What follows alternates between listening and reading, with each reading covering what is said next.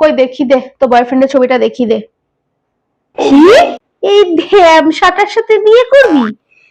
এত মোটা একটা ছেলে, আর ছেলে পেলি না তুই? ছি ছি ছি ছি ছি মনা, ছি। ছেলে তো মোটা। ছি ছি মনা, এ আবার কি ধরনের কথা? এটা তোমার বাড়ির শিক্ষা? মোটা তো কি হয়েছে?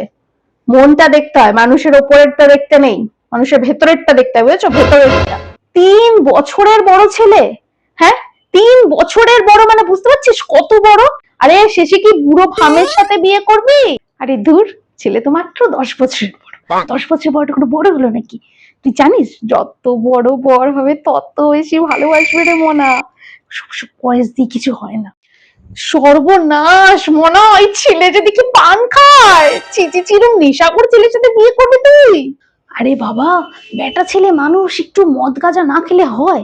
ওই একটু মানিয়ে নিতে হয় মনা, ও সব বিষয় ধরে না, ওইগুলো একটু মানিয়ে নেয়। ছেলেটা আবার জয়েন্ট ফ্যামিলি, দেখবি কাজ করতে করতে বুড়ি হয়ে যাবি, মাথার চুল পেকে যাবে ওদের পেছনে কাজ করতে করতে। এত বড় জয়েন্ট ফ্যামিলিতে কেউ বিয়ে করে রে? আরে মনা, যত বড় পরিবার তত বেশি মানুষ, তত বেশি ভালোবাসা।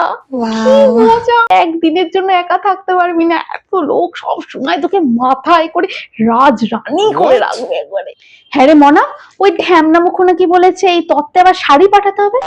এখন থেকে এত ডিমান্ড, এর পরে কি করবো বলতো? যখন কারি কারি টাকা চাইবে না, তখন বুঝবি, তখন আর কিচ্ছু করতে পারবি না। কর লাভ ম্যারেজ কর। তা কি হয়েছে মনা, 10 লাখ টাকাই তো চেয়েছি, আমরা আমাদের মেয়ে দিচ্ছি না মনা, করতে নেই কিন্তু। 10 লাখ টাকা আর কটা ফার্নিচার কি আমরা মেয়েকে দেবো না বল? শ্বশুর বাড়িতে গিয়ে একবারে নিজের ডাটে থাকতে পারবি।